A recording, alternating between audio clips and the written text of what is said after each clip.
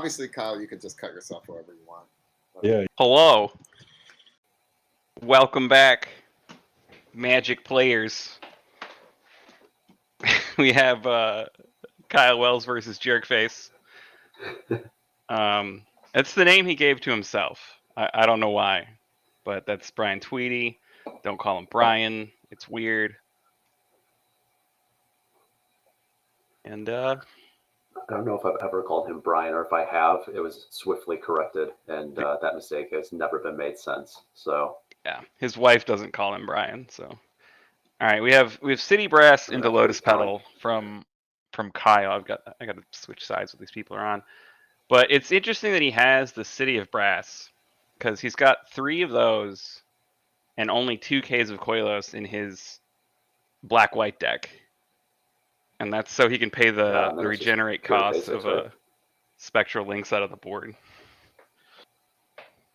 I absolutely love everything that's happening with this. And Tweedy's kicking us off with some library action. Turn 1 Sylvan Library.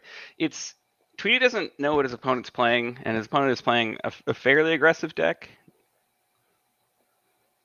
So we'll see. It's a pretty aggressive deck, and also, yeah, when I was looking through it, there's a lot of stuff that says no to enchantments as well. There were a couple of disenchants. I think one of his creatures, Soltari Visionary, which this thing a little bit of pixels, but it looks like that's what just hit the board. Yeah, that is. It's the Lotus Petal goes to the graveyard. It's a shadow creature, a 2/2 shadow creature that kills an enchantment when it deals combat damage, I think. This was one of my favorite cards when I first started playing Magic, before someone told me about removal spells. Everything in Magic is great when you're first learning, and then people are like, there's all these other cards. You're like, no, just let me live my magical Christmas land. But so we're obviously talking, Tweedy's got the library.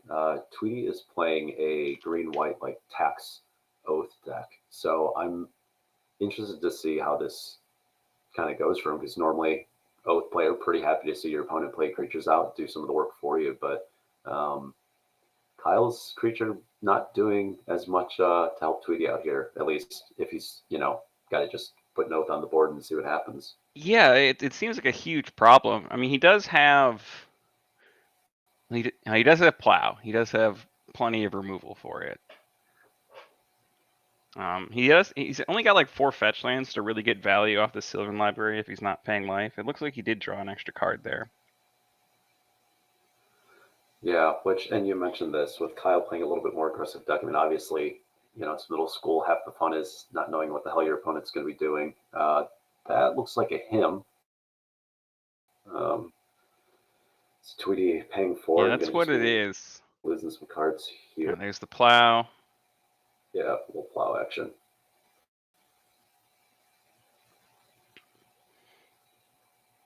The old webcam glary Magic cards will always happen with a light overhead. Just that little bit of the RP. Yeah. There we go. Well, we've already figured out what's happening. So, okay, so this may work out relatively well for Tweedy. I mean, I don't think Kyle has any. He's got like some Mother Runes in his deck, but I mean, obviously Tweedy's gonna be pretty happy if that's his follow up, and then if he can just like slam an oath or something, and his opponent doesn't have one of, I think, look like 2 copies of like actual disenchant, but then a bunch of vindicates. So yeah, he's certainly got game against it, and he's honestly not even that afraid of Phantom Nishaba because of his vindicates. And does he have swords and his Swords to Plowshares? So like, it's not actually like that big of a problem if oath goes off. Yeah. I think Tweedy's in for a little bit of trouble here, but he does have the double Guy's Blessing. That doesn't really help him like re-buy the Phantom Nishabas though, because Plow removes them for real. Yeah, they gone. So, well, we're seeing the oath here. See what happens. Tweedy probably tapping the city and upkeep. Get that free damages. Yeah.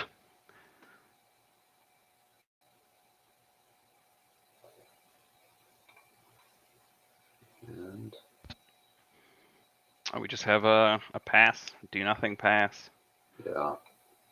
That seems extremely bad for Kyle if he's just like doesn't have the answer in hand. Because Tweety's playing like 30 lands. He's just gonna keep playing lands. Keep tapping his Tweety's opponent's definitely city. very happy if it's just a land go. And like Kyle has a lot of black and white spells in his deck too. So if he doesn't have, Yeah. okay, there we go. He can cast everything now. Okay. Well, mystery card. Mystery card. I'm losing pixels. We're getting the glare. It is a Hypnotic It's like- Spectre, I believe. Yeah, right there. Yeah. Right, coming right Okay, back with so- the Nishiba. So I think Kyle has plow in hand here. This Yeah, Nishiba is I mean, extra there's special no way with its that you're 25 casting it. counters, but It's beefy Nishiba. yeah, I The wonder beefiest. how much Kyle knows or imagines the deck list that's being played right now, because this play would look really bad against like an Oath deck with counter spells, or if he was going to be putting, I don't know, a Chroma into play. But I think it's fine here Yeah. if Yeah, he I has think the it'll be removal okay. I spell. mean,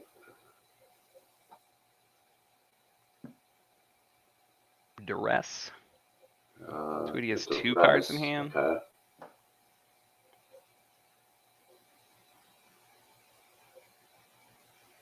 Plow in response. I don't Popping. think Okay. that helps as much as it would normally. Okay, so he has Initiative in hand. Yeah. Duress whiffs, but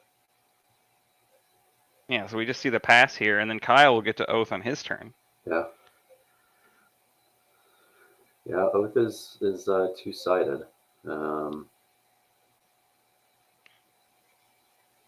I mean, there Yeah, is I don't know if I the would've- 1 mana.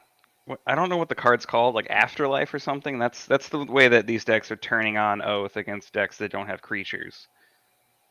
So if Tweety has one of Oh, those right. here, that works pretty well. But Funeral Pyre. Is that the one you're thinking of?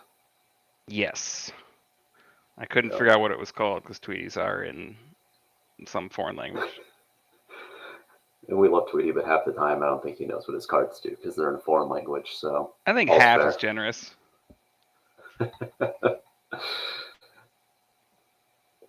Okay, so okay, we're rewinding a little bit. Yeah, because Oath, I think. Okay, yeah, we Okay, didn't let Oath happen. So there you go. okay. I mean, at the same time, like, Oath's already kind of done its work. I mean, unless he just removes this Nishoba, which again, I personally I find it a little bit weird that we like played the Spectre and didn't have something to remove the Nishoba, unless it was like we just had Vindicate, but like Tweety had multiple ports on board at that point, so you have to assume you're not casting it. Yeah, I'm not sure the line there of playing Duress then. I think it was just a decision of I have a Duress that I can cast right now. Yeah, and I mean, My opponent obviously, only to be has 2 fair, like, cards. Let's see, he might not have any cards for this Duress later. So it's not like a True. bad play. It's just odd. I think playing second creature here is insane. yeah, I mean, I'm very curious what. Especially when you last couple could cards. just wait a turn. Yeah, I mean, there's a fair chance too that if Kyle's just sort of on the assumption of like, well, I just have nothing, like, I don't think I'm coming back at this point in this game. Like, I'm just gonna play stuff, see like the duress or other things, right? Just see if I can get any little bits of other information on my opponent's I don't deck think that that's might what's inform happening. what I think do. he just doesn't think Tweety has But a third creature. sure. Which is going to be disappointing. I don't think these spheres are any good in Tweety's deck at all, really. Like I don't. I think No. those are definitely coming out in this matchup. Yeah.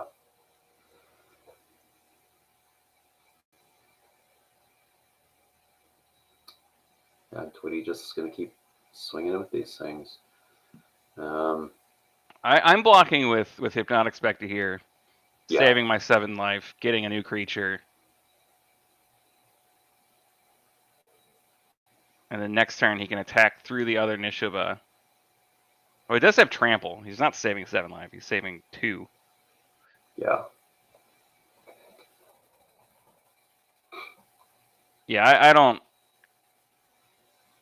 I'm just gonna chalk up some of those lines to maybe not having a lot of experience with Oath, playing against Oath. Yeah. Could certainly see that because I mean, like you're dealing with trample, you're never winning that race with the life gain on the Nishoba, but yeah. So we're jumping to sideboards. I think with Tweeties you called pretty well. I'm with you. I think I take those spheres out pretty quickly. I did not look at much of the rest of what he had in his list. I know He's sent got it over 3 Ravenous Baloths and 3 Decree of Justice. A Curse Totem, which is probably mostly for Elves. It stops creatures from activating abilities. Couple cards for red, couple anti-graveyard cards, and like a Wrath of God. Yeah, so Tweety can take out all these spheres. He can take out his, what are they called, Funeral Pyres, and just play Funeral Pyre. Play like more of a lands game. Like bring in some removal. Because it's not like Kyle can win by just not playing guys for a long time. I don't think that's good at work for him. Tweety will just continue to assemble like his land creature army. Yeah.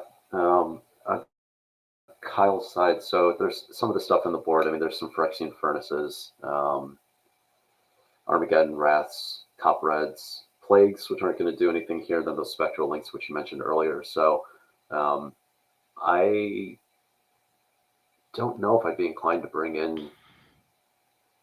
I'd bring in the Armageddons, but that's about it, right? Like, I mean, he's kind of already set up to fight this deck. I'd probably take out like Mother of Runes. You don't really want to be casting something that low impact against Oath that will trigger an Oath. Unless you happen to know off the top of your head, Phyrexian Scuda. It's just like a big boy. Okay. Yeah, 4 mana, kicker, pay 3 life.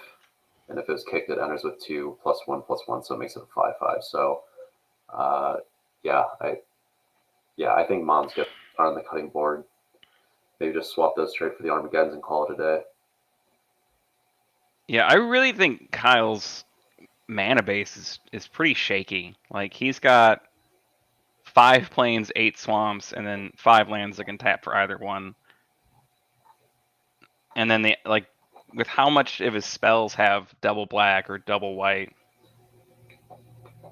I guess not that many of them have double white, but it's still a lot of double black. For Hymn to Torok, Hypnotic Spectre, Phyrexian Arena. I would want and these are more sources for that. Yeah, I agree, because those are all things where like you want to be casting those on time. You're not trying to sandbag at him for Yeah, like the line of like turn 2 Hymn to Torok, turn 3 Soltari Visionary is a great line for him, and he just like can't do it with his mana base most of the time. Yeah. So it looks like Tweety kept the spheres. Some number of those spheres. He's got 1 in hand. Yeah. Looks like we got spheres, 2 swords, a Baloth. I can't tell what that second card he has is. I can't either. It looks like just like a Mishra's Factory. Single land. I like taking the Mox Diamond here. Well, maybe not. I mean, Tweety doesn't have that many lands in hand, but if this other land isn't a white source, it's pretty attractive play. Yeah, it was a Mishra's Factory. Yeah, so it was so I mean, you turn off a good chunk of his hand, which doesn't seem too bad. And if we do get to slam like a hymn here, that feels really good to me. Yeah, I mean, like, what's Tweety gonna do? Play his sphere with no lands in hand? That seems Yeah. awful. Got a Kyle's also plains not playing and any Gerard's Verdicts in his black-white deck, and I think that card is great. oh yeah, I love George Verdict. Like, It's it's always got something. Like, yeah, I mean, like, it's so good against red decks. Like, I'd probably rather have that than him against red decks. All right, he's just playing it. Mhm. I'm guessing he's drawn 2 lands. playing the, yeah. He does have just a gigantic pile of mana sources in his deck.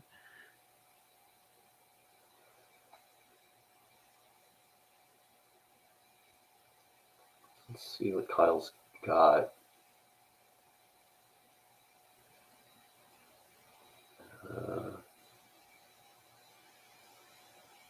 Wow. No mana online, just a pass. Wow, that hurts. You don't have a 2-drop. I don't think Kyle should have kept these hands in either game. Yeah.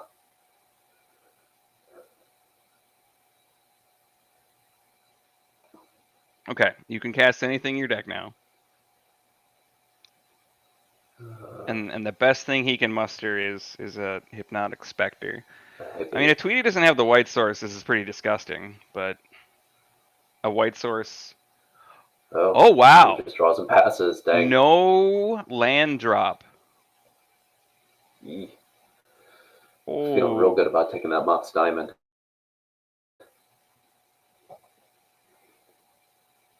No land drop. That is. I wouldn't have cast that sphere if I didn't draw land on that turn, like the previous turn. I mean, I guess the reasoning is like, if I'm behind anyway, maybe my opponent won't be able to cast something, and that is what happened. But now Kyle has a Rishidan port active. Yeah. He's shredding Tweety's hand. I have to be thinking it's like, you know that your opponent's just playing like a bunch of like he's got they have inexpensive dudes that they can just like throw on the board, right? So like, yeah, I don't love the sphere, but maybe it was just like, well, I have to play my cards. I don't know. Yeah, I mean, I generally tell people not to play sphere a lot in many formats. When you don't have something that breaks it open, if you don't have Ancient Tombs and Mishra's Workshops, like, the card's way too symmetrical. Yeah. And yeah, you can have a scenario like this where your opponent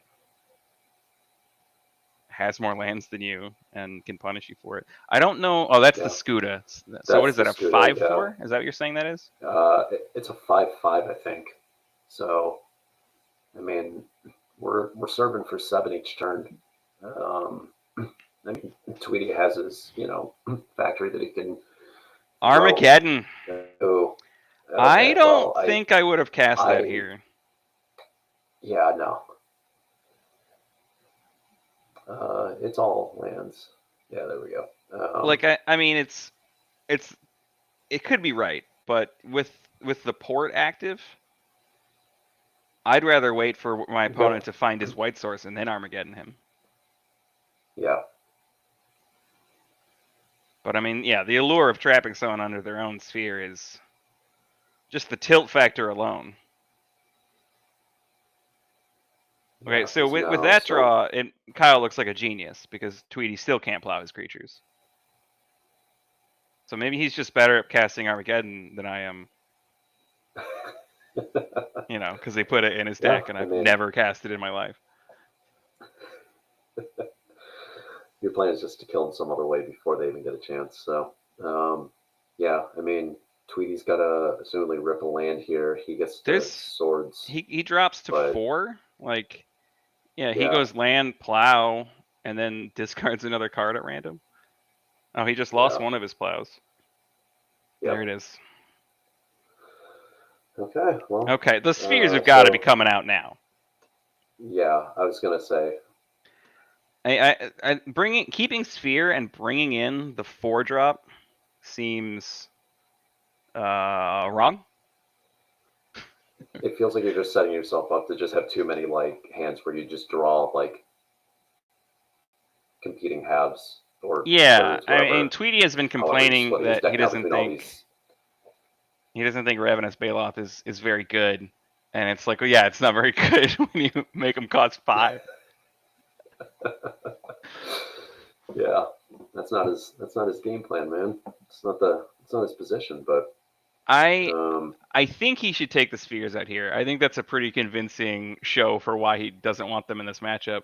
But I could totally see him keeping the spheres in and getting rid of the Balos and bringing in like Decree of Justice or something.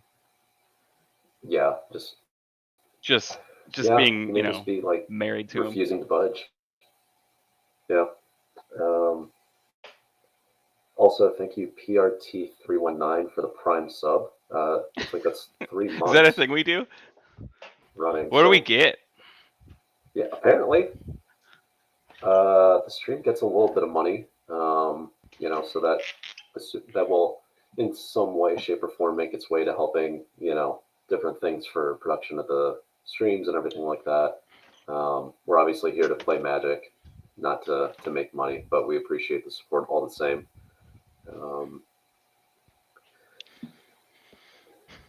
And yeah, our admin is stating it. Oh yeah, true. No ads. Yeah, ads also suck. So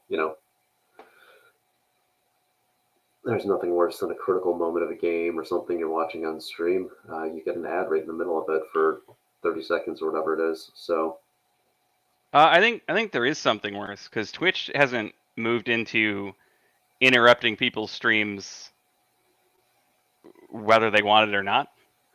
So like when you sign into Twitch, like the Twitch will display an ad, and that money goes to Twitch. And then if the streamer wants to play an ad during their stream, like then they split the money from that. Whereas YouTube has started just inserting ad breaks into people's videos, even when like they don't want them to be there. So you get like a mid-sentence ad break. the best ad breaks, right? Yeah. You guys want some? What is it? We don't want garlic bread because of the vampires. That's the one that's going on right now. Yeah. All right. Tweety kicking off the library again. Yeah, when we're going into game 3 here, and I still don't really know like who's favored here. I mean, this is obviously an insane start from Tweety, but again, Kyle has a ton of answers for this. Yeah, but it's just land, pedal, go. I would Yeah, be very I mean, curious. he does. I'd be His very deck curious is what some of pretty these hands high on are.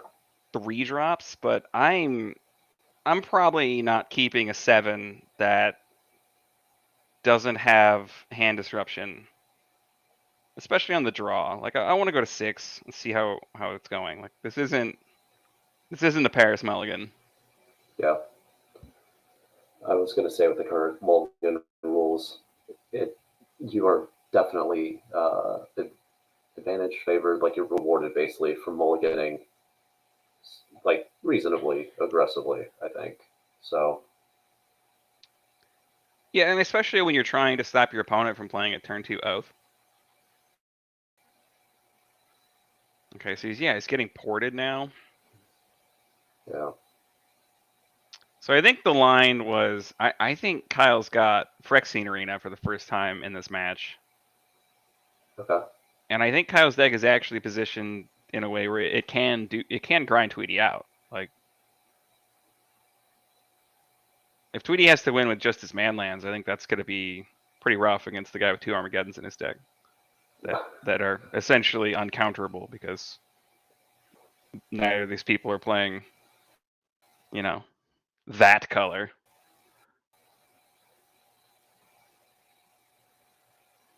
Windswept Heath, souping up, making the 7 library even better. Yeah. Can't have brainstorm, but we'll make something somewhere in the middle. So all right. So Tweety is on team CMC2 enchantments here, and my guess is probably porting an upkeep. Yeah, after the Black Yeah. Source there. So Oath and Sylvan Library. I do wonder if Tweedy has kept any of the funeral pyres. Is that the name of the card? Am I saying the name right? Yeah, Funeral Pyre. Yeah, I wonder if he's kept any of those in. Like, he doesn't have to. He's pretty sure his opponent has to play guys, but being able to have more control over when Oath fires is not nothing. yeah. Yeah, especially if he's going to be on this, like, right, with these, like, kind of Prison Oath decks, these Vindicate? sort of, like, Mana Denial. Yeah. Yeah, like, I'm not casting Vindicate there if I've got Phyrexian Arena in my hand. Yeah. But I also wouldn't have kept this hand without Phyrexian Arena. So I don't know what's happening. Yeah, I like started this on them, lost it earlier. Like, I'm very curious what some of these hands are that Kyle kept. Like, obviously, game ones, it's always like shot in the dark, right? Of like how good or bad any hand is going to be in this like kind of weird format. But um, obviously, game two worked out quite well for them. But it was then sort of a like. I think this wasn't card really doing anything either. Yeah, I mean, I think this card that we can't see right now is Treetop Village. I mean, I think Tweedy's kind of where he wants to be. Like, he's got a land advantage. He's making manlands. Like, he can start beating down, and he doesn't care if his lands get plowed. Yeah.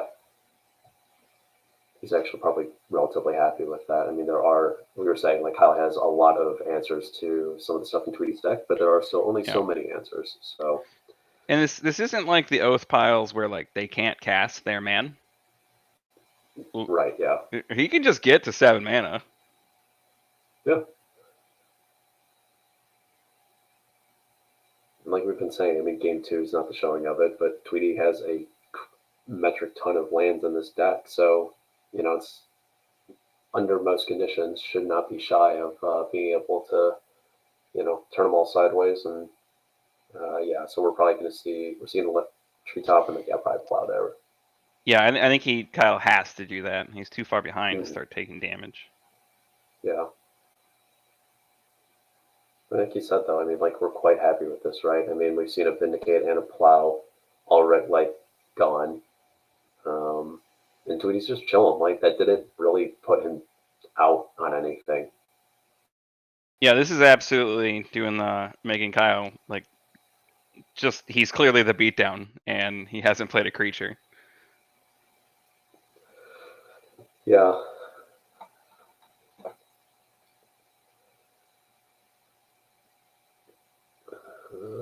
Okay, Disenchant.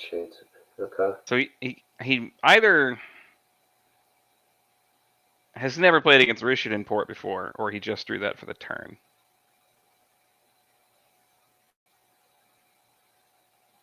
I think you just let him have it. You just let him have Sylvan Library and hold that Disenchant.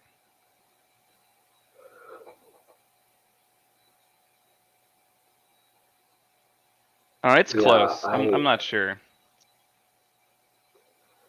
I think you could hold it, but again, like to your point, he may just feel like I'm behind. I just can't I have to not let Tweedy have anything. But now we're just I think it's definitely a sensible play. But yeah, I mean, unless it's just with the port, it's working out in Tweedy's favor, but it just feels like we kept a answers hand instead of a beatdown hand, and I don't think your deck can do that in this matchup. Yeah, it's interesting. I'm also surprised by like how many people are playing 4 ports. Like, port is an awkward card to play in person, and doing it over webcam just seems like a big pain.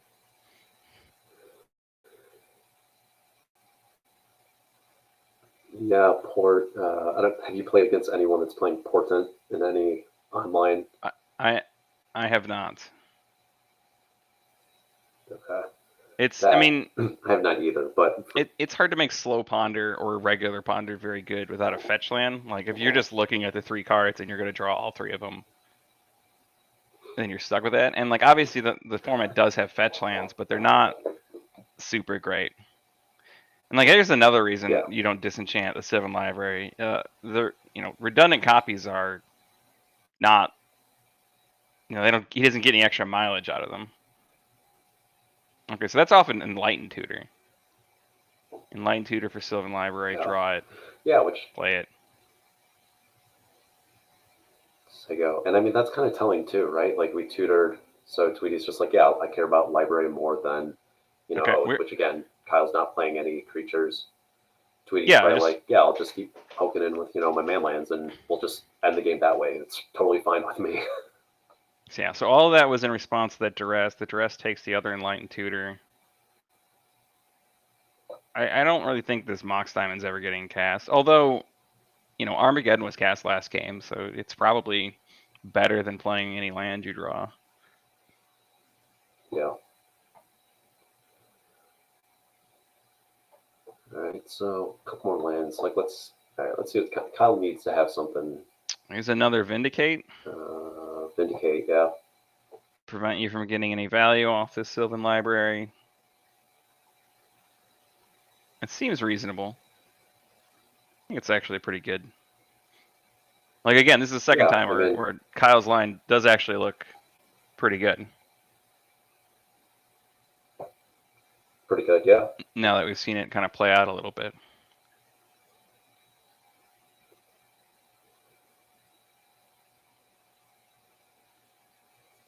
Yeah, Tweety doesn't have a lot going on here. I mean, he's got talking about. I've got so many windows open. I don't know how you're looking at the chat as well. That's very impressive. Yeah,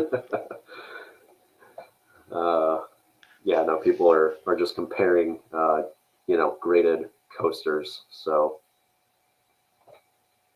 apparently, a nice little BGS Beta Lotus, a Bogle.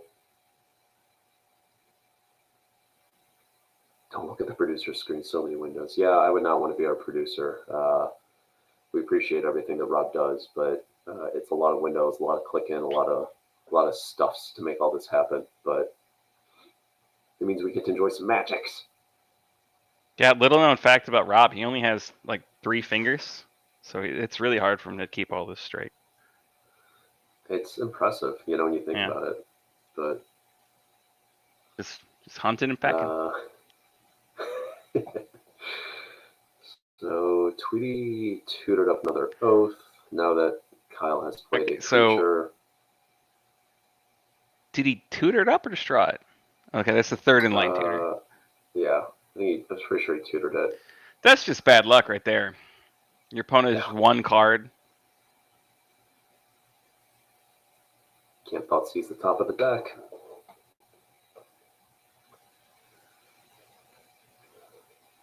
So I missed it before Kyle picked up their hand. It looked like they had 3-4 cards in it still. I mean, they're going to get in a hit with this hippie. Fair chance that they just take the swords.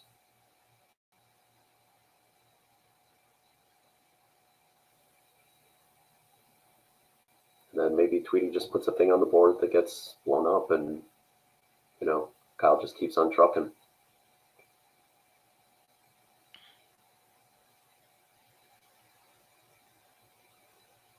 I don't know why we had to windmill slam our Mox Diamond there. We got to get drama wherever we can make it, I suspect they're having a great time. You have to. If you're not having fun, then getting.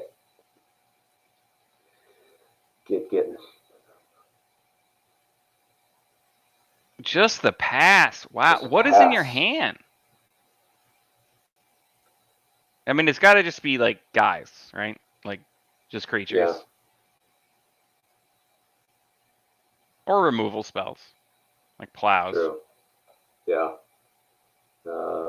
We did see a sphere that's still in there. We saw 3 swords.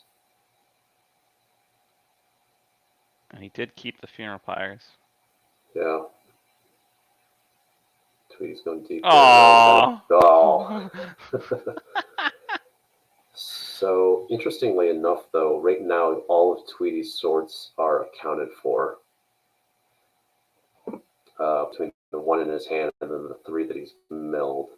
And Yeah, but again, he is playing the blessings, and even if he has like both of them in hand, he could just cast them, cast one, and cast the other, targeting the first one.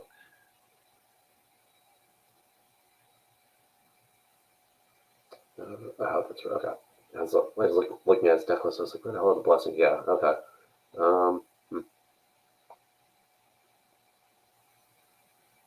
I'm sorry. Okay, he was revealing his graveyard. I thought he picked up his deck for a second. Like, there's only a Bailoff?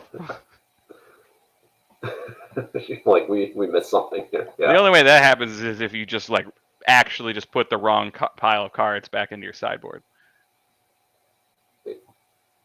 Which, I mean, hey, stranger things have happened, but okay. In the city. I don't think I'm playing the city here. Oh, okay, he's playing it so that his he can pay the regenerate costs on his guy here. Okay. Which just lets Tweety get another oath. Like, I don't. What's the line? Yeah, I just. Okay, he chooses to plow so that he Okay. doesn't get another oath. I can't say I would have made either one of those plays by those players.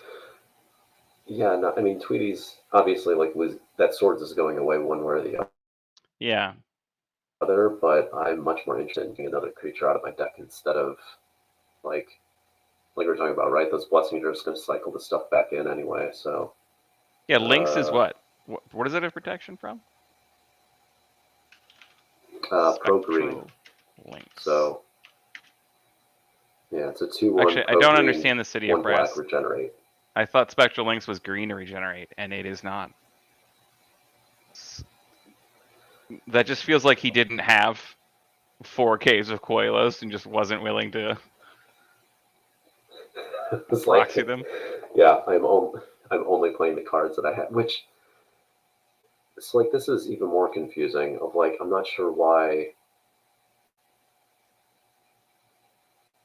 So we blocked. I'm assuming we blocked the factory because we're regenerating the links. I don't know. I must be missing something here. Like, It seems like the factory came in and we blocked it. But then Tweety just pumped it with his other factory. Sure, but like, I guess I'm just saying, like, I don't know why we didn't block the Bailoff. I think he just didn't see creature. that there was another factory in play.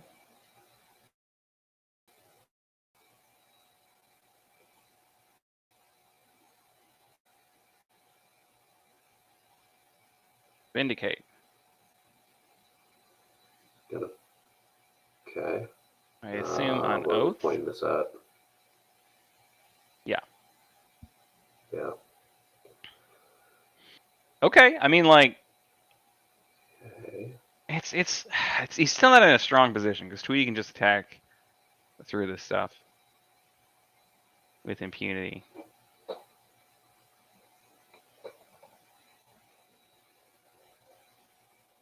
Block, regenerate.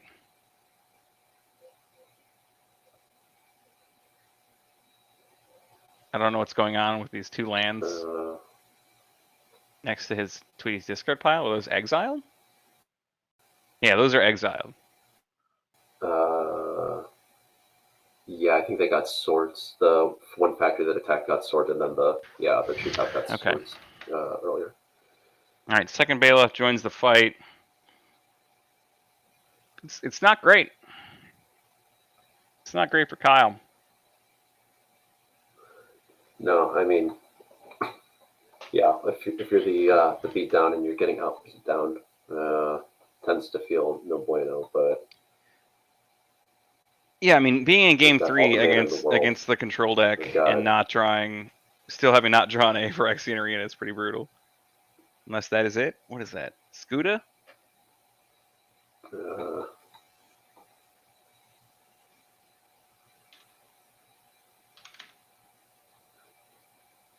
No, it Oh, is it's a the Sultari. shadow creature, the Sultari. Yeah. Okay. Which cannot block. Be doing a little hand dancing. Yeah. And it has nothing on Tweety's side to eat right now either. So.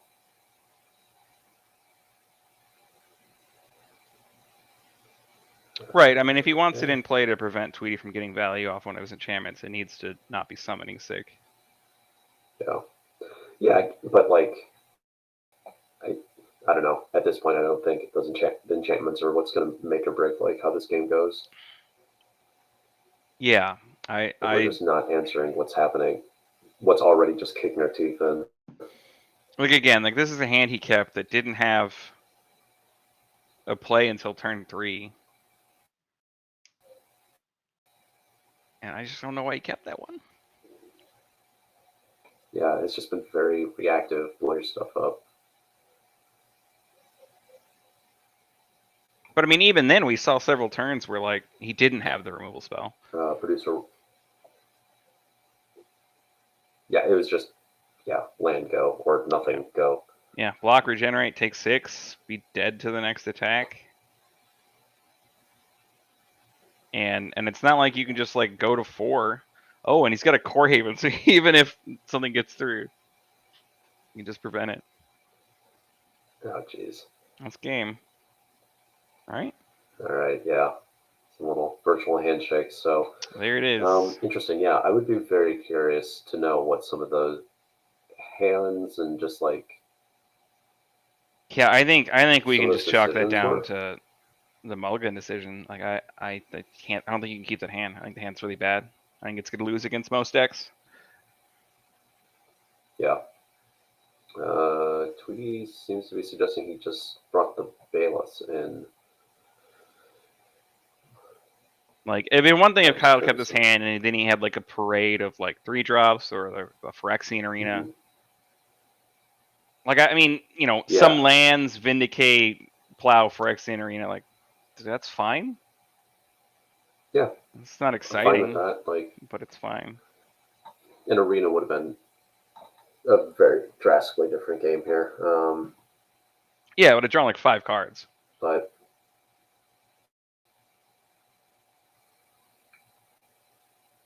links. Or traded for an Enlightened Tutor. Looks like Armageddon's came in. Yeah, I think Tweety just shaved on. Well, either way, I mean. Spheres and Pyres. Yeah, probably. Which, again, I'm still surprised that the Spheres stayed in, but. Yeah, I'm surprised they're in the 75.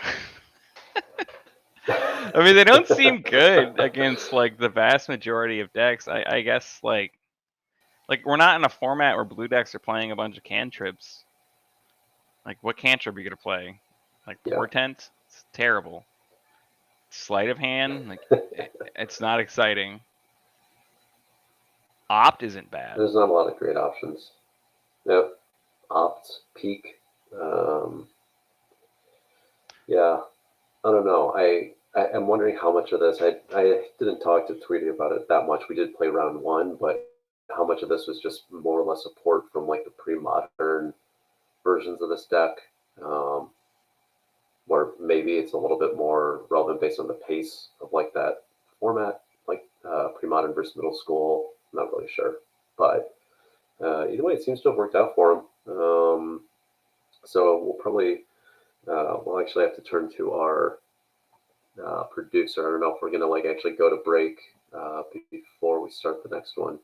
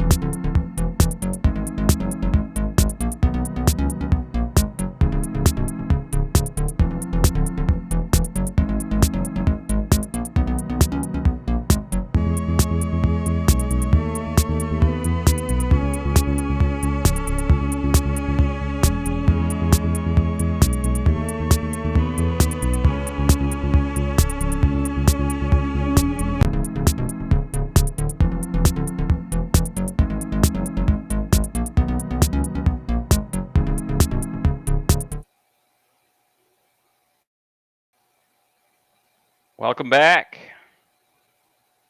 For this event, it's Patrick Vincent. Oh, my friend I've known for years. Forgot his last name. Patrick Vincent against Mike Clements. Mike is on Elves. He's got 1 biorhythm and a couple plow unders. And 4 Armageddon. 4 Armageddon. Like he means it. And Patrick is we don't know what he's on. But we're gonna go ahead and guess Landstill because he's played Landstill every time. In which case I can probably just yep, Landstill. Yep. I actually have Patrick's deck from an event or two ago proxied up, so we can just go through that and do the sideboarding that way. If we want to figure out how he's going to board. You can just play the game. You can play the match along with them. Right. Brushland, Llanowar Elves, go. Ideal start for the elf player. Yeah. I mean, if you're a Landstill player, you're slamming Standstill, right? Yeah. Like I can beat a 1/1. Okay, he didn't do it, so I'm saying he's gonna hold up counter magic here. Counter literally the first thing that gets played. And then hope something worse doesn't get played right after. Like if your opponent plays like another 1/1 elf here, and you don't counter it, and then they just pass, you feel like a moron. Yeah. Battle. Yeah. Nope. I don't like that line at all. What is this going to be? Acolyte or Priest of Titanium. Yeah, okay. Priest, which that has to be getting snap countered here. Like I think it's worth taking the extra pain to play the 1/1 elf first, just so you can maybe get in there if he doesn't do anything. But Mike had committed to playing out his guys, which it doesn't seem bad, right? Yeah. Pat cannot Wrath of God next turn. I'm still windmill slamming Standstill at this point, though. Yeah. Like we can probably find a Mishra's Factory, and that stops any aggro from these dorks.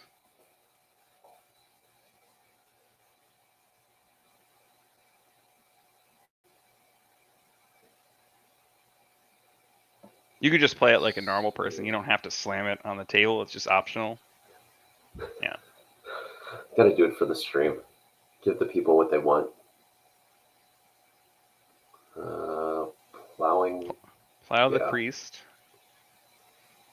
And then we've got the factory there to hold off the ground for a little bit as expected.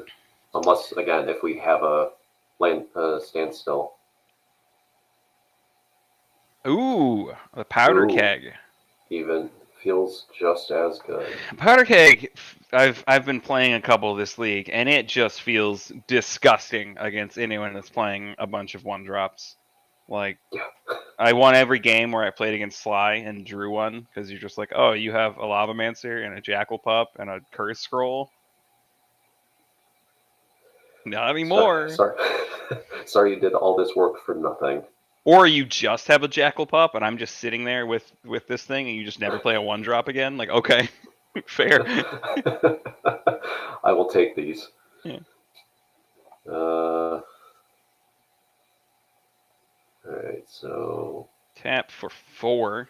Just play Armageddon. 4. Doesn't seem good. No. Gonna Armageddon. So I don't know. Actually, seems fine if you've got land elf. Yeah, like if he just says land elf here, and it resolves. No force of will. Okay. Well, I guess you don't go land elf because you would just be feeding it to this powder keg. The keg, yeah. But yeah, he's got the land. That's a classic Armageddon play. Just like Armageddon as soon as I can cast it. Yep. Yeah. Well, welcome to I think turn 3, turn 4 here. There's 2 permanents in play. Despite the fact it may look we're back on turn 1, but one of the interesting things about Armageddon is like we mostly think of it as this just like, oh, the game's over now. But sometimes if you've got Armageddons in your deck, you'll run into this scenario where like your hand is trash and you're behind, but you know you're just gonna get more and more behind if your opponent gets to like untap with their mana. So you just cast Armageddon and like hope. And I'm just wondering if Mike's hand is good or if he just has a bunch of elves. I'm Multani's Acolyte here. Multis.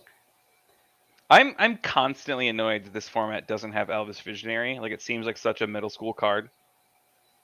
Like, Multani's Acolyte, you know, it's the 2-mana elf, draws you a card, but like that echo cost and the fact that it's green, like you can't just play it in any deck. Yeah, it hurts. It is a 2/1. We got free like damage it does here. actually beat down. Mm-hmm. Yeah, so he paid the echo. He's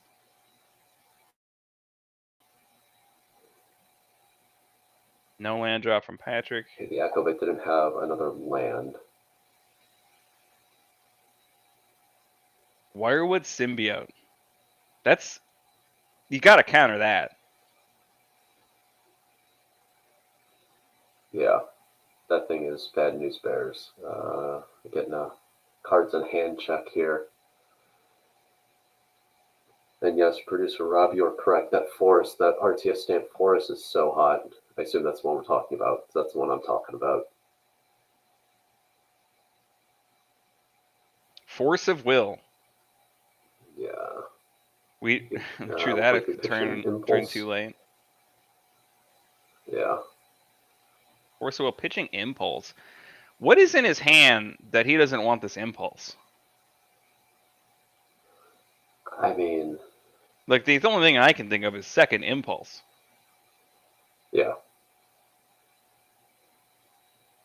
Standstill you would have just played.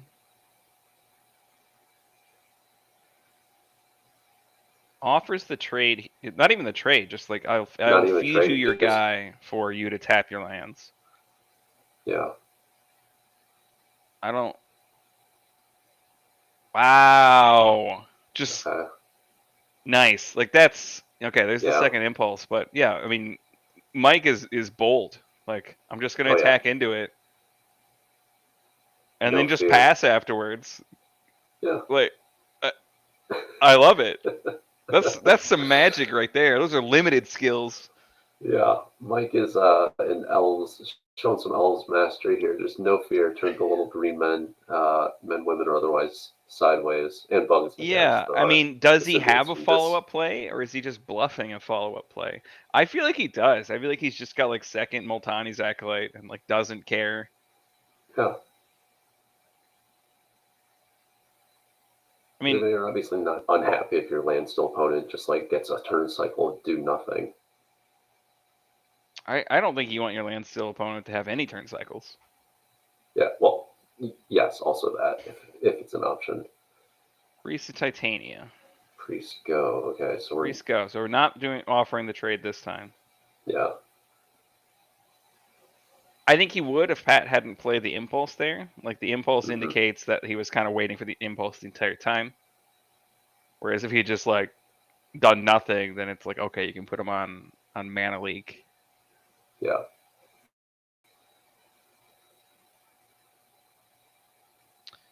I believe Patrick's deck has probably 2 Wrath of God. I know it has a Humility. Well, there's one.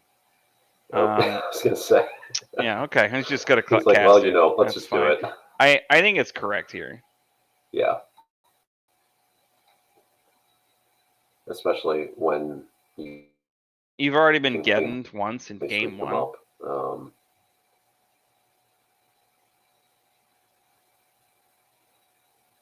Yeah.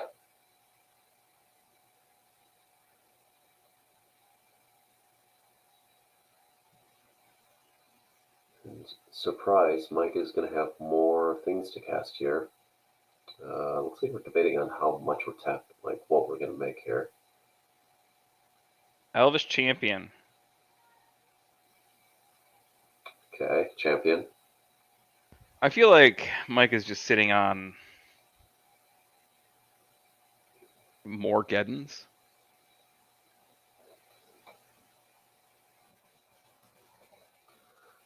I mean, it doesn't feel bad here. I mean, this play also makes sense if you're kind of baiting baiting out Plow so that you can play like a symbiote. Mm-hmm.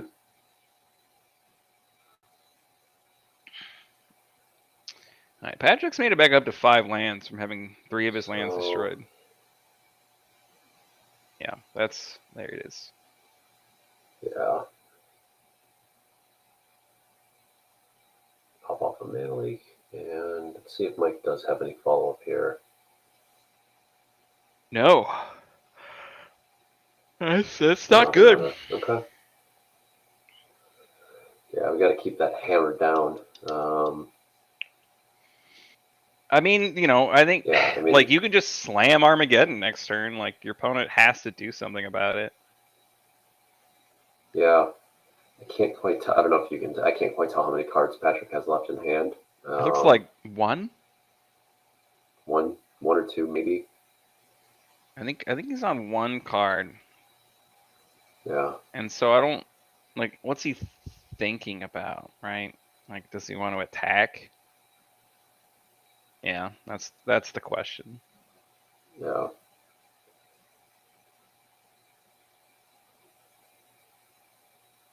Chad is calling for more Geddons here. Just like a chanting for Geddons. Yeah, they're chanting for Geddons. They want violence. Chat woke up and chose violence today.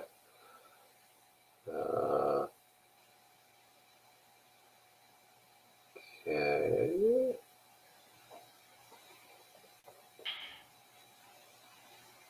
So we got some messenger action. Let's see. Are we going to find out what this last card in Patrick's hand is? He does have Yeah. he's playing 3 Sylvan Messengers. Yeah. I'm looking at Mike's list and I don't understand how it's got room for everything. 4 Armageddon, 2 Plow Under, 2 Deranged Hermit, 2 Tribal Force Mage, 3 Sylvan Messengers, 3 Elvish Champions, a Biorhythm?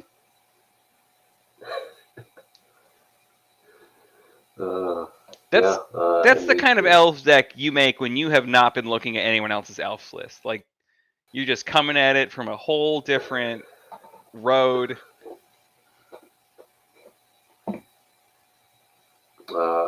Yeah, so we're saying, yeah, messengers instead of survivals. Yeah, I guess that's true. We're not playing the survival elves route with like a Masticord, Squee, and Anger and stuff in here. I still think I didn't. Masticore and Kamal is incorrect. If you build your survival elves in like a certain way where you have like a Krovikan horror, there's a lot of game states where like if you have a survival you can just 20 them. You don't need to like blow up their lands. Yeah. And so I did all this theory crafting and then I played elves against elves Yeah. and he just played his Masticore and killed all my elves. So, to each their own. Yeah. I mean, Chad is calling out a good reminder, right? Like Mike did, take this list of the finals last league. So it's Hey, proven itself screw at you, least chat. once, and I don't pay attention.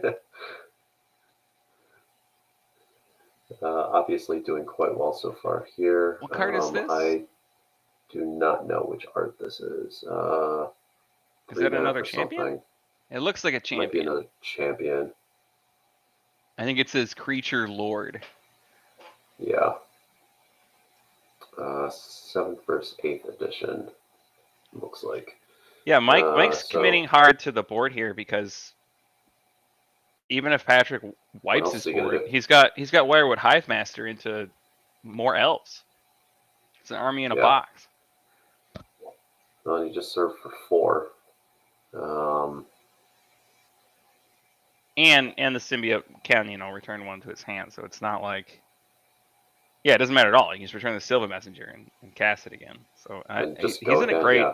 card advantage position. I think it's a real problem for Patrick. Yeah. Spin the wheel. Again, if something happens, but well, and we were talking about this earlier with like cantrips and stuff like that in this format. Like you just don't have a lot. So like at least from my perspective, cards like Force of Will have a little bit higher cost because it's a lot harder to like kind of recoup any of the value that you're losing in that like impulse, right? Like Oh, I disagree. Like in Legacy, no one's, or maybe they are now, but like for the longest time, no one was playing a card that said draw on it. That said, that Sure. left you with more cards than you started. Like Brainstorm's insane, but this is a format where people are just playing actual card advantage spells. You're playing Factor Fictions and Accumulated Knowledges and Standstills. So I think powering out the card disadvantage is not a problem. I think the real issue is just having enough blue cards in your deck to be able to consistently cast it, Sure. and also it just being worse than, I don't know, Prohibit in a lot of scenarios. Sure. No, it's fair. Totally fair. So Patrick hasn't done anything for 2 turns, No, and he's getting punched in the face for and he's not another even. half his He hasn't life. blocked because his block is awful. He hasn't played a land. He's got to be. He's sitting on what, 3 or 4 cards? Something like. And we're just going to our draw. I'm not sure why he played Priest of Titania here. Maybe just to have another attacker so that he can alpha. Yeah.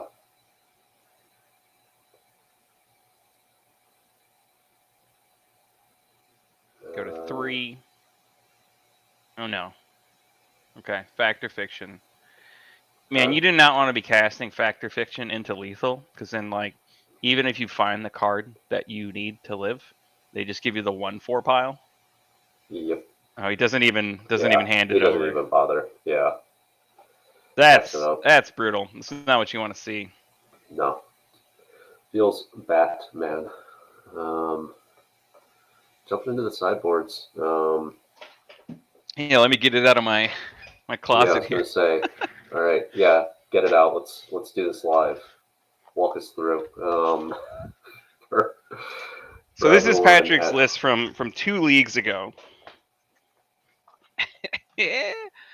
Just so we've got Exalted Angels and Wrath and just like a bunch of cards for red, and really nothing for elves. like a Wrath and some Angels maybe. I don't think we're going to be expecting a lot from him. No. I see 1 card set aside. I'd be definitely be bringing the Exalted Angels in, but I don't know what comes out.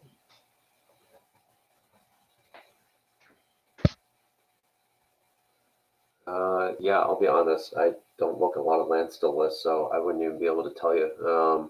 I would cut the Dust Bowl that he was playing. Okay, sure. Yeah. Like having a Chat's calling colorless up mana pretty importantly, source grabbing. is fine in his deck. Yeah. But I don't know if it's gonna make or break your mulligan decision. So cutting Yeah. it's kind of free. I agree with that. Chat's calling out. Yeah. Grabbing game 1 there was very, very big. And also we're hoping that there's some biorhythms that get resolved, but. Yeah, we haven't looked at Mike's sideboard. So he's got Steely Resolve. Steely Resolve. Yeah. That makes Saw creatures that one. uncounterable. That seems, I don't know why you'd. Is that what it does? no, It makes gives them them Shroud. untargetable. Okay, yeah. I was like, there's a creature that does that. Yeah, it gives them Shroud. Winter yeah. Orbs, Caller of the Yeah. Claw. This seems like a nightmare for Patrick. Yeah, I'm pretty happy to pick. If I'm Mike, I'm feeling very good having picked up game 1, going to sideboards with this. That feels pretty good. Like what? I don't know what the cuts are. Like, just the. Oh, chat. They do play an answer for humility. There are naturalizes. There's also an Nantuko. What the hell is it? Vigilante the Morph. Nantuko Vigilante does not answer humility in the slightest.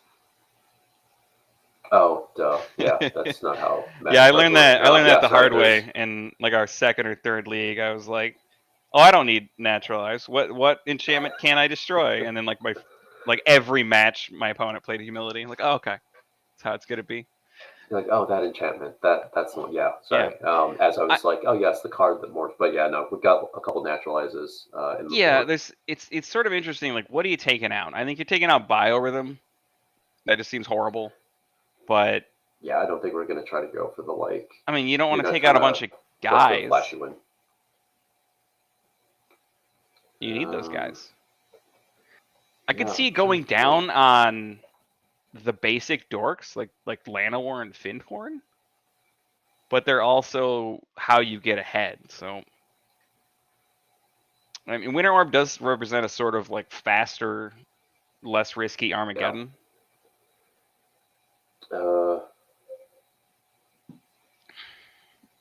Yeah, I'll be honest. And I mean, this is kind of one of those. Do you just sort of trim one or two here or there? I don't know. I mean, because you do want naturalize. You like have to bring a naturalize just in case. Mm-hmm. Yeah. And like it hits Mistress Factory. It's not terrible, but Producer Rob calling out the champions get cut. Plows, I assume we're talking Plowhunters, may get cut. yeah, that sounds reasonable to me. I mean, it's weird. Like champions seem so bad in this matchup, but like, do you need something that turns those little 1/1s into something? Yeah. And he does have the tribal force mages, so I mean that represents that. But I don't know if it's as easy of a cut as it seems to just cut all your champions.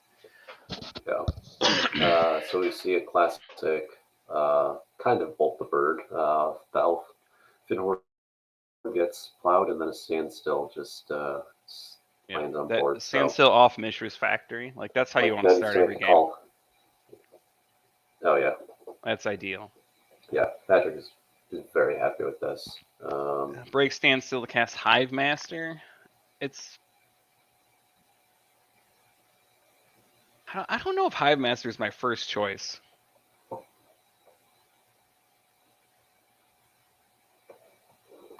Patrick looking up Hive Master.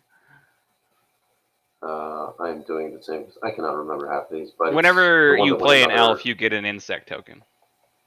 An insect. Okay. Yeah. Yeah. Not an elf, which. Right, and I think like very often Hive Master is just kind of an army in a box. If you've got 2 mana, cast Hive Master, and then play an elf, like okay, you just you got some value there, and even if he kills it, you still got some guys in play. But I mean, like, I don't know. Maybe Mike's just a master here and just like knows his opponent doesn't have plow somehow. It's just like, yeah, forget it. So he can go to town here. Yeah, chat's saying like Hive Master seems like something they might sideboard out. Maybe if it's the thought of to get as much value out of Hive Master, you have to commit more to the board and fear about committing too much into a wrath or something like that. I don't know, but. Yeah, I mean, I think that thinking makes sense, but I also think you kind of need to come at it from the other side, where like the best thing that you can play after someone plays a wrath is some sort of card like a Cloud Goat Ranger, like an army in a box, and yeah, totally. That does exist in Deranged Tournament in this format, but I think Hive Master is kind of doing a pretty decent like little baby Deranged Tournament impression. Yeah. On its own.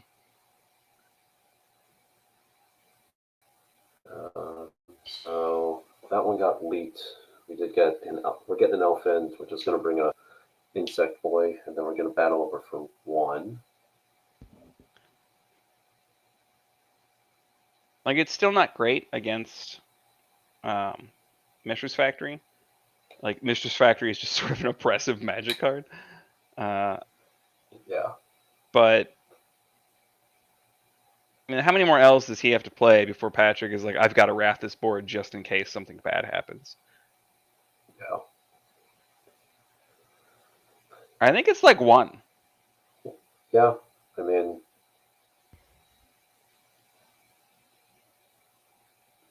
all right. So we'll see what Mike has here. But yeah, I mean, I'm totally fine, especially like we said, right? Like each elf that hits the board is bringing stuff with it.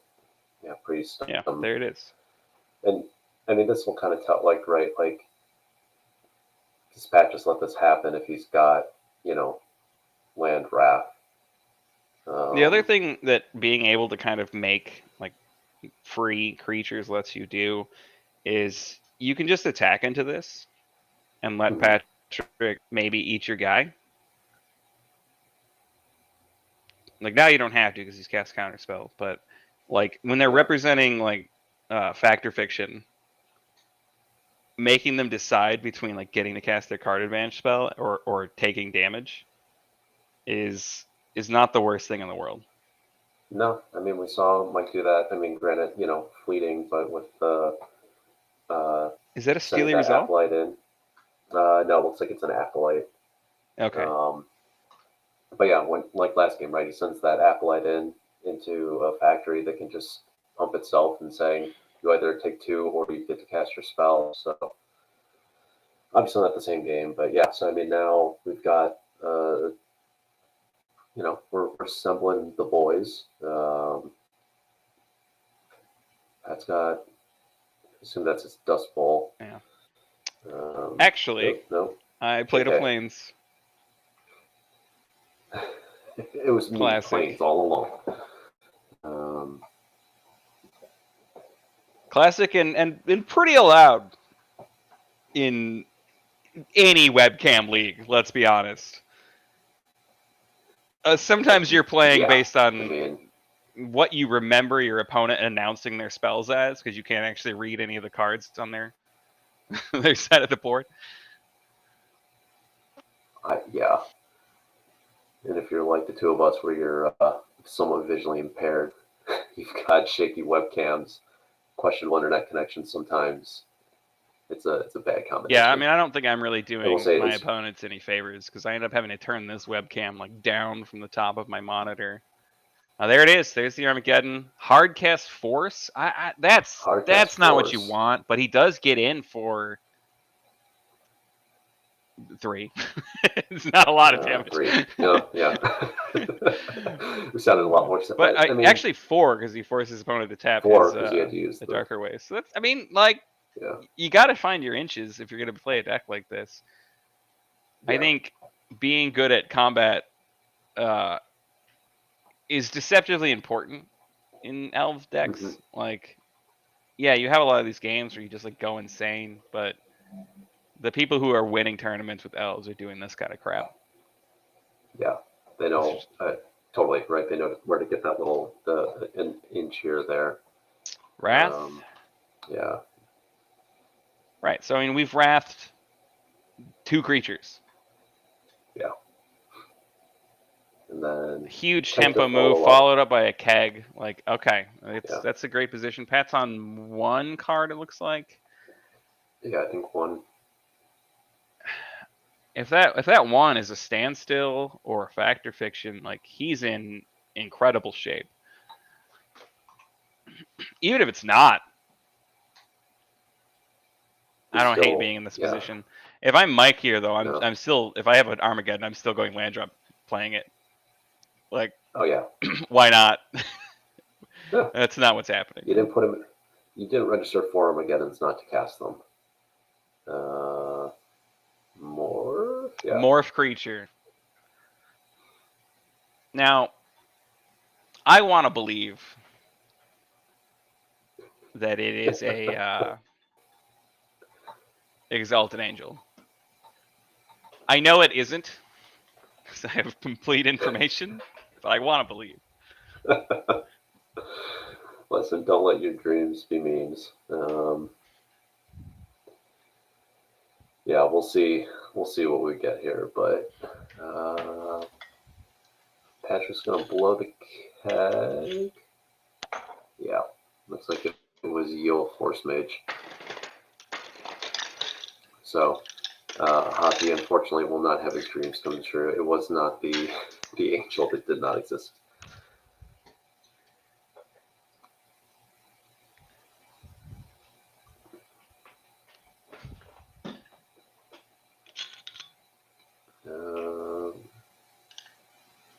Okay, so I'm surprised that kegging a single Force Mage. That's definitely done out of fear.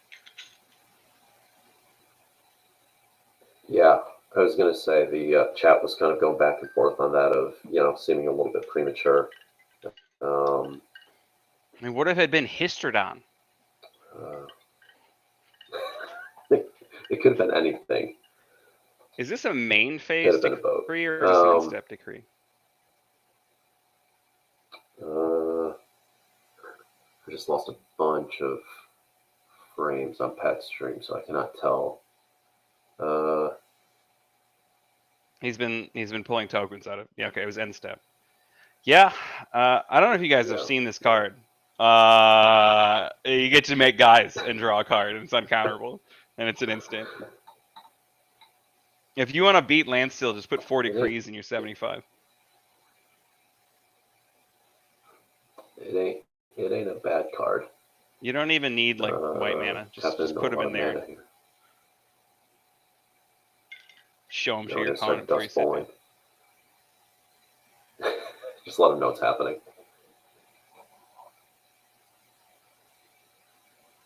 This stream has definitely been characterized by me saying I don't think that's that good, and then like the next turn, the player shows why it was good.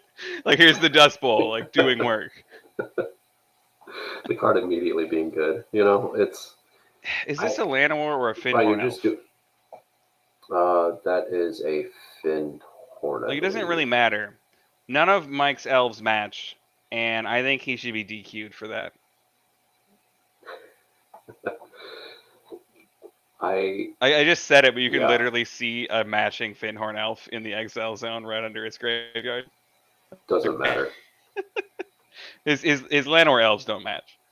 Yeah, doesn't matter. The decision's already been made. There have been, for anyone who follows like all the middle school pre-modern stuff, there have been wow, the Kyrian Ranger is mana-leaked. That is brutal. Yeah. Did he just miss a point? No. Yeah, he just missed a point of damage. Yeah, he just didn't attack. Oh man, that is like the worst card for to see come down here. Yeah, get in there. I'm gonna attack you for 8 now. Attack you. Yeah, the stranglehold is tightening here. Like we all imagine Landstill is this extremely slow deck, and obviously it is a slow deck. But if you underestimate like how aggressive it can be and how like oppressively aggressive it can be between like going wide and having some flyers, like it's pretty easy to lose to just like thinking you have more time than you have. Yeah. I played the like black green like Nether Spirit control deck in one of these leagues, and when I played against Landstill like 2 or 3 times, and whenever they had like half their manlands or more than half their manlands in the top half of their deck, like they won because they just like got to control the pace of the game too much. Sure. Let's see what's happening here. I think Mike is supposed to just pick up his cards here. Yeah, I was gonna say There's no prize, you guys. We're not gonna be many turns left of that game. Yeah. I keep looking over here because this is where my camera usually is. You guys are missing all my spiking the lens on purpose. I say there's no prize, but there's the most important prize of all. A seat at the table. An invite to the invitational. True that. It's your chance at greatness and a year's worth of bragging rights. And trust me, for those of you who aren't here in Austin, those bragging rights are serious.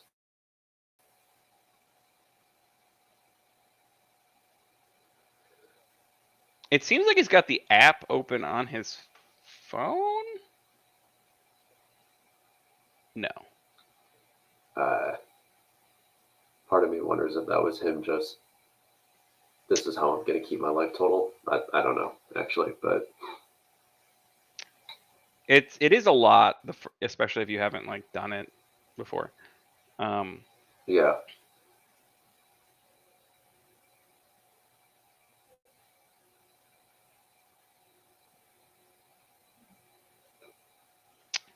Honestly, we can see that. I'm fine with it. Yeah, it works. We'll figure it out. If Mike's happy, then it's good to go.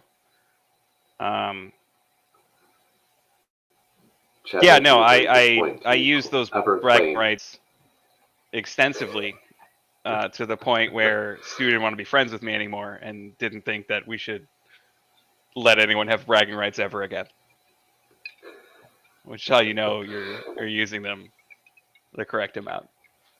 To the fullest extent of the law, as it were. Yeah.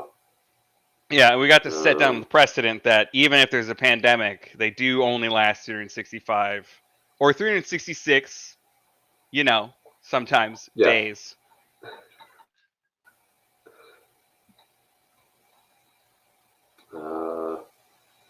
Yeah. Okay, so it seems like according to chat, Mike has an invite since previous winner can't make it, passed down to them, and if he can't make it, it'll move on to Stu. So again, since we're talking about the invitational format, winners of our events. I love that members of chat have a better read on who's invited to the invitational than myself, the person who's supposed to maintain our list of people who are invited to the invitation. I haven't even That's the updated the operative word, page though, at so all. I'm the worst, you guys. I apologize. We'll get that updated, sometimes in the next 6 months.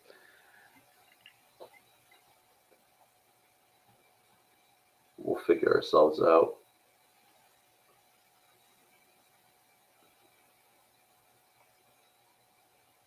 Pat's been there every time. I think he's qualified every time. And always a bridesmaid, never a bride.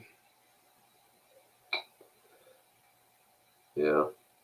Season 2, I played against him in the finals, and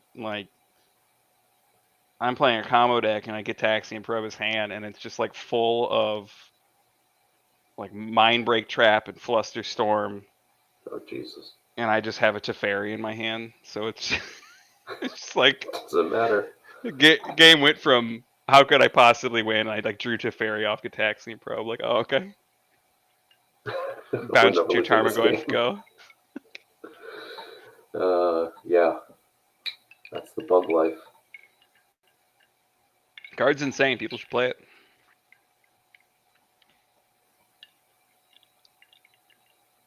All right, so we're at 1-1.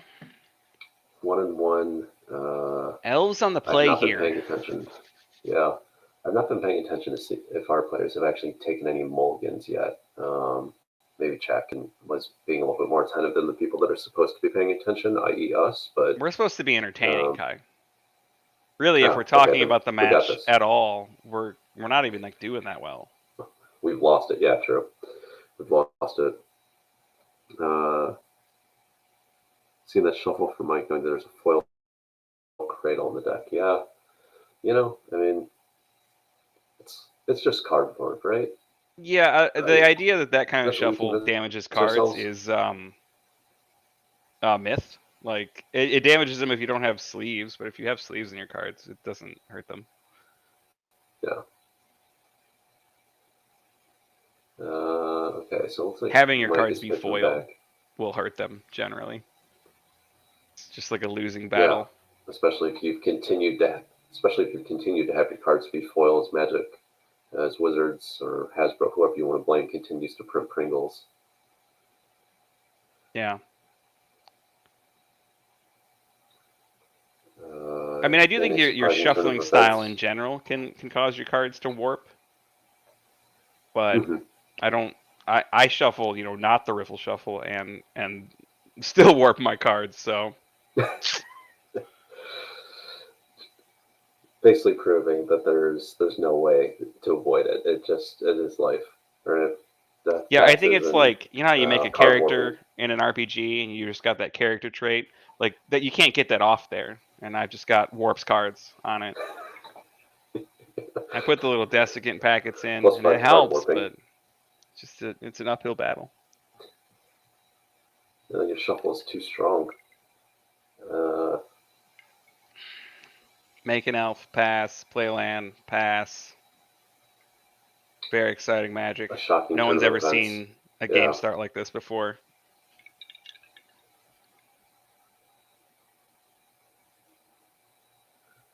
Maybe looking something up.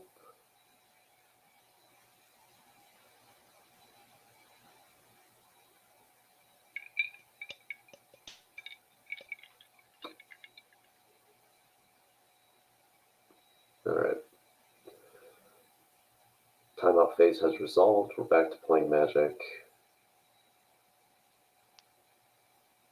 Shocker, another elf.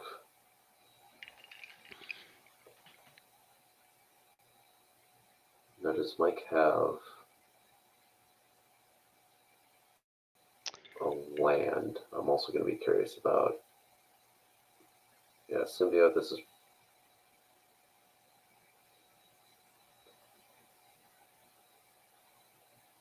Ooh, that ain't a Oh bad one. That ain't a bad one. boy!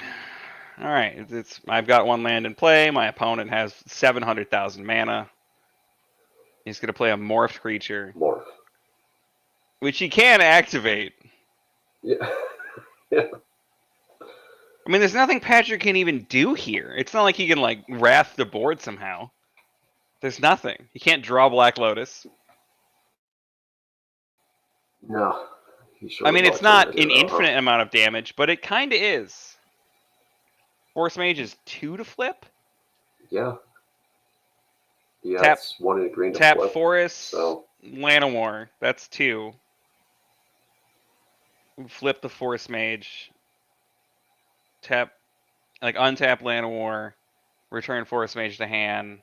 At some point, you could have tapped your Cradle for 3. So he's like 1 land away from double overrun on 2 guys. I mean, Pat just, and it's not going to happen now because it's been sent plowing while I was counting, but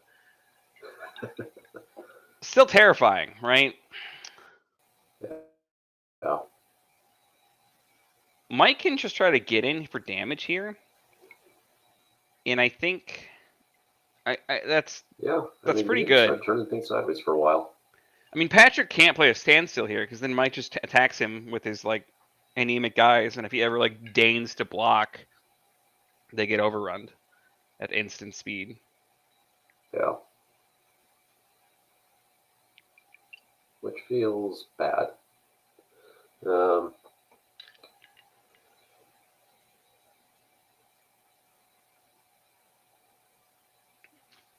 I think Mike just wants to keep the pressure on. Yeah. Like when your opponent can't untap Wrath you, like feels real good. Another Llanowar Another Elves. elf. All right, so he's just gonna do it now. Like let's battle. Yeah. Let's attack you for. Is Travel Force Mage a 1/1 or a 2/2? It's a 1/1. So 9. Attack you for 9. Yeah. An impulse. Not bad for turn 3. No, it seems okay. I mean, we're on actual turn 3 instead of the board. This time instead of the board just looking like turn 3 like last game. So, And Mike has so many cards in his deck that are terrifying here. Wirewood Symbiote kills Patrick. Yeah. Armageddon is he can't cast Armageddon unless he has the combo of white mana and Armageddon. But Plow Hunters probably come out, so not that. Even Elvis Champion. Yeah. Just everything. All you guys just need a little bit of beef, to close this out without asking much. I mean. Yeah, I think Landstill is the best deck in the format, but more and more it has a target on its head, and everyone's got a plan. Like everyone's evaluating their deck in the lens of, okay, what am I doing against Landstill? Yeah. We've seen Chainer's Edict was a really common card in our first couple events, and no one plays it anymore because it's dead against them. Yeah. Okay, so we have a factory. I think that's a factory. I'm trying to peer around my camera, but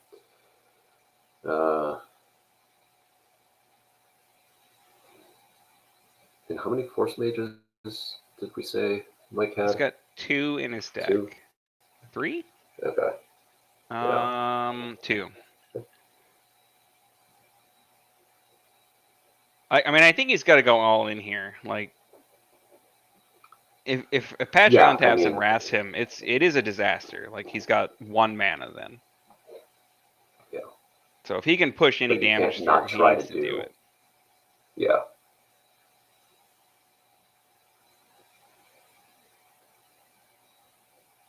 Thinking 4 mana, you guys. In case anyone missed that. Tap 1, make 4. Someone is deep in the tank when they're counting to 4.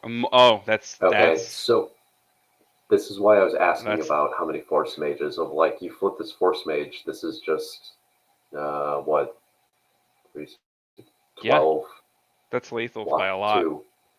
Plus take 2, 10. and trample. Like, yep. 12 damage. So Patrick can live with like removal spell. Plus the block. Yeah, okay, so Mana Leak here. Pay. Yeah. That's pretty good. Like, it's not actually any more damage to pop it. Yeah. Unless he just plays like second cradle. God. Oh my god. Oh. Alright, Oh, land. Okay. Okay, I'll land. Alright. Yeah, attack for 3. Yeah. Really hope he doesn't have land wrath because you're hellbent.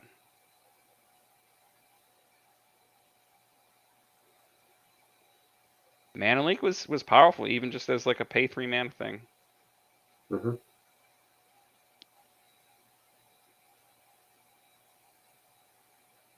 Okay. White mana, Oh, yeah, we're moving very fast. especially for Patrick. Yeah. Context, yes. Chat is saying, let's see what happens. We're not going to do that, like chat. we have We're a just good going to read on stop what's gonna playing right happen here. now. We're going to go off screen.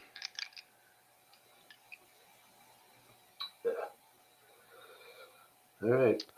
Mike needs the top of the deck to start doing some work. That's not it. Yeah, Pat's got a little pep in his step now. After that.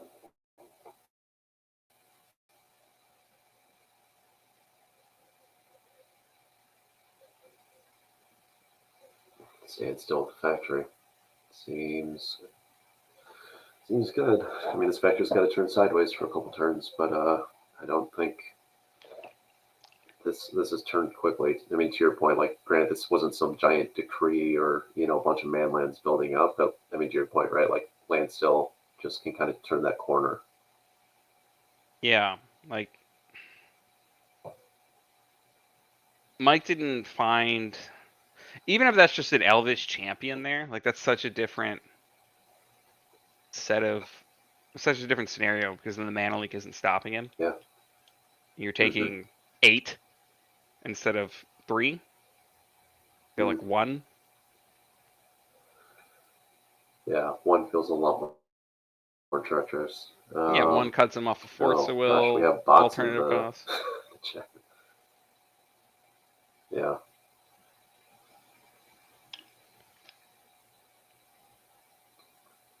Let's see if Mike can claw something back here, but I'm not feeling great if your team Elves here. I mean, we got to pop a standstill. Yeah, I mean, what are you supposed to do? Like, I don't feel like you're supposed to go Llanowar Elf, pop your standstill. I feel like you need to like just take damage for a while and get to a scenario where you have some cards in your hand, but that's awful as well. Yeah, it's like kind of the age-old, right? Like how quickly do you pop standstill? Because yeah, if you have a handful of cards, just do it. Like when they played a draw spell, whatever, like move on with your life. But if you're hellbent like this, you need time, and letting them cast spells again isn't going to help. But like it doesn't actually slow like Landstill's aggro down that much. It just stops them from playing more draw spells. Yeah. But like this is one of the reasons that like Cabal Therapy is so good in this format is if you're sitting there against the Landstill player, you can sandbag until you've got a hand that's like I have a Cabal Therapy and like something that a way to flash it back and like a bomb. Yeah. I've got 5 cards in my hand. I just let them deal 10 damage to me or whatever. And you can kind of get back in the game that way. I don't know how Elves gets back in the game unless Patrick just like draws the wrong cards. Yeah, I mean, he's got to draw really, really bad. I mean, he's thinking about this impulse quite a bit, which, I mean, that's also just, obviously obviously I say that as he makes a selection, but gosh, yeah.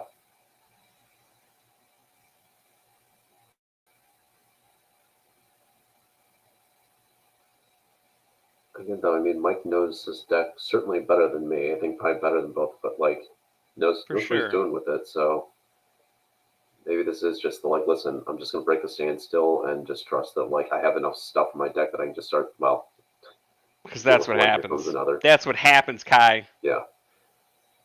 Standstill draws more standstill.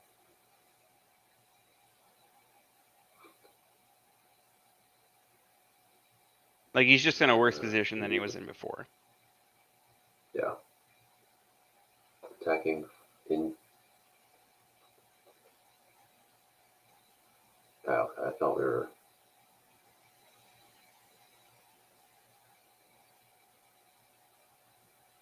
I mean, I promise this isn't resolving. You know, I say that, but sometimes they'll like concede the game and they've just got these cards in their hand, and it's like, well, try casting it. Like Yeah. it's Magic. They might just have drawn the wrong cards. Yeah. Oh. Yeah, getting mana leaked on turn 1,000,000 is brutal, but Yeah. 3 mana's yeah. a lot. 3 mana is a lot, especially when your cradle is just a fancy forest. But yeah, this is just starting to feel worse and worse. But who knows? Crazier things have happened.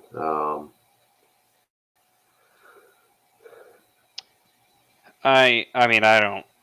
Pat would have to have drawn just like the worst possible draws, and I think Mike would have to draw like runner.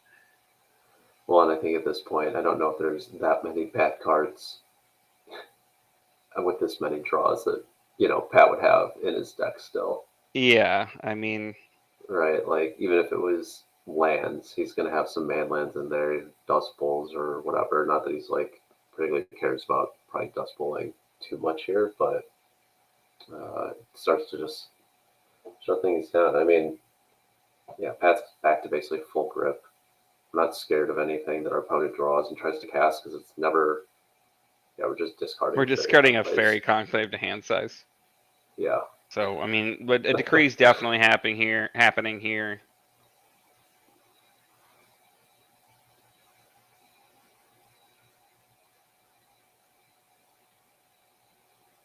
Mike's gonna keep fighting the good fight. Like you said, you can't not cast your cards, right? Like, you're not dead yet. See if we get to draw anything here. This would be a very different game if he had drawn Multani Acolytes in his first like 10 cards instead of now. Yeah.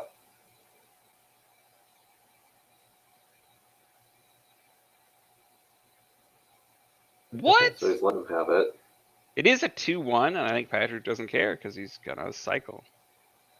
Like, if you don't think the body has any value, it's not like it drew a card. Your opponent just cycled a card. Yeah.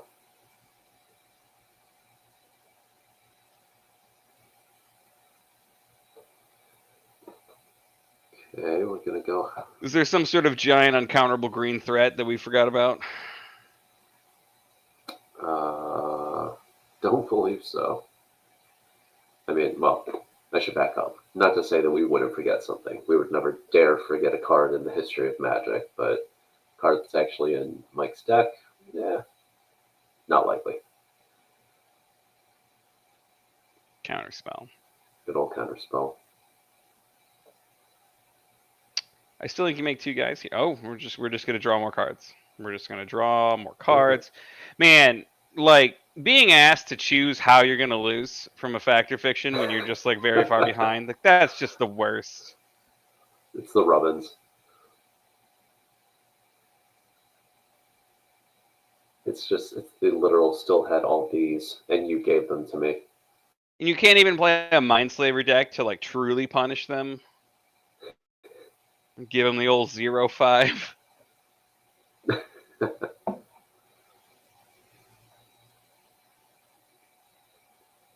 Can only produce a Ralph once locks it on Smiters in this format. There is a time in Vintage where it would come up where like you mind slavered someone, and then on their turn, you cast your Factor Fiction and drew 5 cards, and then cast their Factor Fiction, and they just discarded it. That sounds fantastic. And your opponent from the event, even though they were undefeated prior to that. I mean, if you're not beating them Pretty only in rare, the game, but but also in their mind. yeah, it's not about winning. It's about making a point. It's about sending a message. Sending a message, yeah. Making sure that you make the point, make sure they know they lost. Lost to the maximum.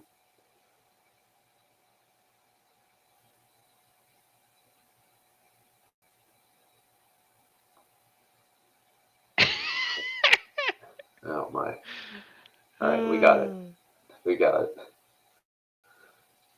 Looks like Chad is calling for the scoop phase to initiate. Yeah, I would have scooped a long time ago. Yeah,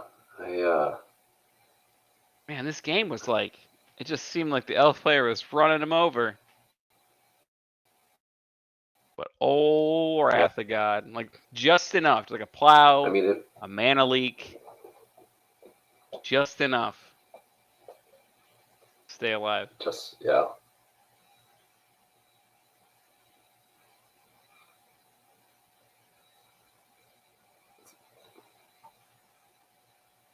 Is Concordant Crossroads legal in middle school? I think so. What's that? I think. You gotta go to Gatherer for these ones. Yeah. Scryfall's Yeah, it's set Legends, thing is but super weird. Chronicles? Is Chronicles legal? Middle school rules. Legends There's isn't only legal. Legends and Chronicles is legal. No, Legends is You not. can run So, Crossroads. um, You do have to be careful because there are actually like type world enchantments in this format. yeah, I was. Yeah.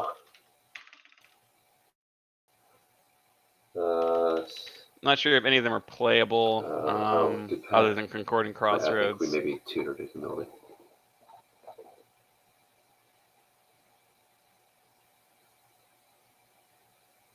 If your opponent plays Funny enough, Null someone Chamber plays Concordant Crossroads in their Elves deck, so. or Tombstone Spiral, your Concordant Crossroads goes away. Okay. Hall of Gemstone is a card that nobody It is. plays, but is actually like pretty good against multicolored decks. Okay, what the hell is? What are you saying to me? What is this? Enchant. Hall of There can only Gemstones? be one enchant world at a time. So like Forsaken Waste, Yeah, and Hall of right. Gemstone. Those are playable cards in this format. Oh, I just didn't know what Hall of Gemstones was. Hall of Gemstones, I think, is actually like underrated in like a mono green deck. So during that player's upkeep, they choose a color, and during that turn, lands only produce that color of mana. So if you're the green player, you're like green, and then your blue player can't counter your spells.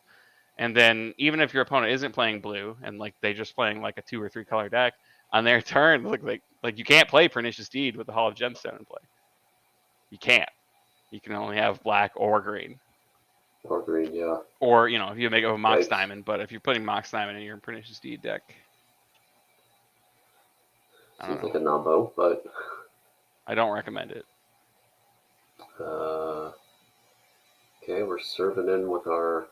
We're going to try to serve in with these Elves. One of them's probably going to get eaten by the factory there. Yeah. I mean, yeah, he's just trying to But get some damage in at this point, I guess. You have to, But right? They're not I don't doing see how anything it's else. happening. I don't see how you're doing 5.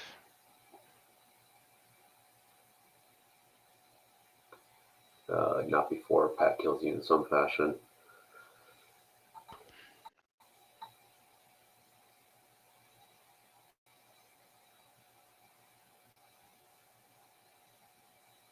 And like, even if you do you manage to do another 4 damage. Like your opponent also has to not have like a plow, where he Yeah. can just I make mean- his stupid Mishra's Factory into like a 5/5 and plow it. Wrath of Yeah, God Pat just needs to Decree. have Like you're not beating either one of those, I don't think. no.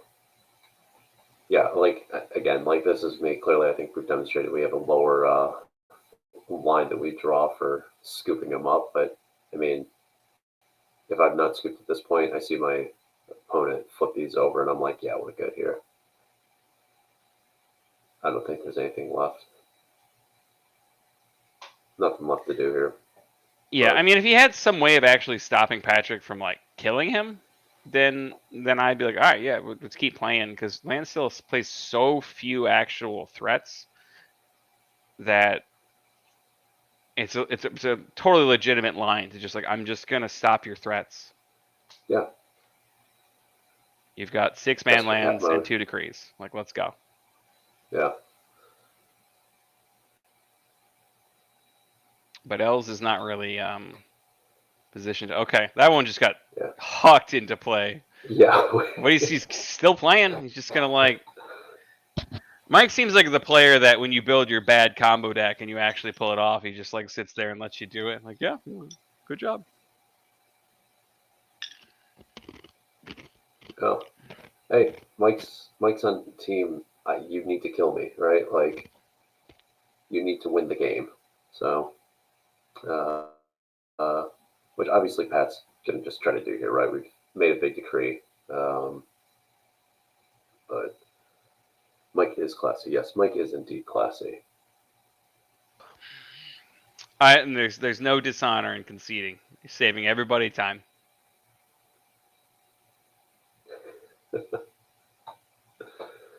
I'm gonna attack you for 11. Pat's serving for $1 million here. But he's got 2 more factories back, so potentially 13 damage. Like, good lord. 13 of Mike's 16. Assuming life totals that we have are correct. Okay. We may not. Okay, Yeah. yeah. Yep, we've called it, yeah. He did it, everyone. So that was that.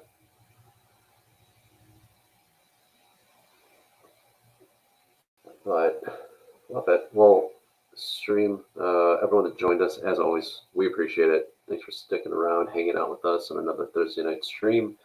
Enjoying some Magic. We should be back next Thursday, same time, for another stream. I don't know who will be playing, what will be happening, but we're getting to these final rounds of the league. So we'll start getting into the elimination rounds relatively soon here, which should be great. But yeah, Hockey, I don't know if you had anything else that you wanted to close out with. Not really. I think. Do we consider Elves the good guys in that matchup? It's sad to see the good guys lose. One of them's like the depends who fun you ask. police, and the other one is I don't know, a degenerate combo deck that wants to blow up all your lands. I don't know. Yeah, 6 of one, half dozen of another. We'll see you next week. Yeah.